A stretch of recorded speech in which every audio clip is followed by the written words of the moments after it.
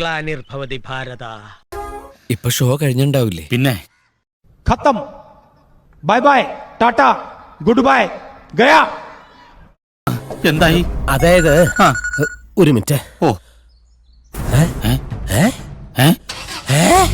ഒരു ആവറേജ് പടം, അല്ലെങ്കിൽ അതിലും താഴെ നിൽക്കുന്നൊരു പടം എന്ന് വേണമെങ്കിൽ പറയാം.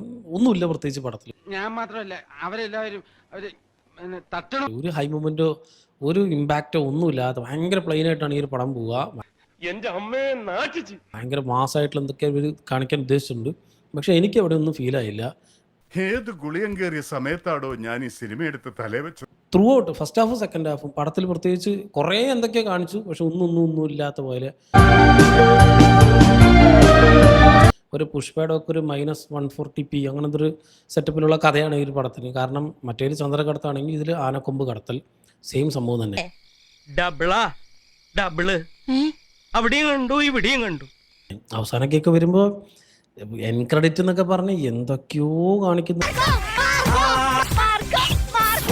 ഒരു ചെറിയ കുട്ടി അംഗനവാടിയൊക്കെ വിട്ട പോലെ ചെറിയ പിള്ളേരൊക്കെ വന്ന് ബൈക്കിലൊക്കെ റാലി നടത്തി എന്തൊക്കെയോ അങ്ങനെ.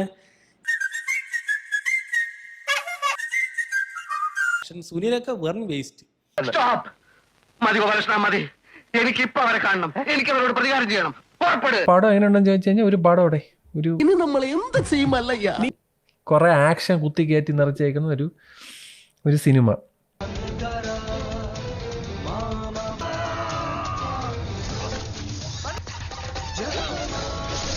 കണ്ടോണ്ടിരിക്കുന്ന സമയത്ത് തലവേനിക്കും കേട്ടോ. അതുകൊണ്ട് ഒരാള് 2-3 പേര് നല്ല അമൃതാഞ്ജനോ അതൊക്കെ കൊണ്ടുപോകണം, നല്ലതായിരിക്കും.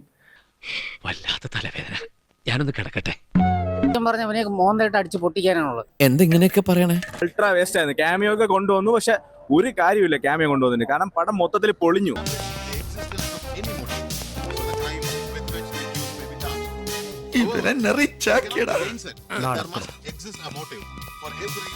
കൊള്ളത്തില്ല ബ്രോ, വെറും 2 മണിക്കൂർ വേസ്റ്റ് ആണ് പടം. വെറും അപരാധം, നമുക്കൊന്നും ഇഷ്ടപ്പെട്ടില്ല. Your time today is more important than gold.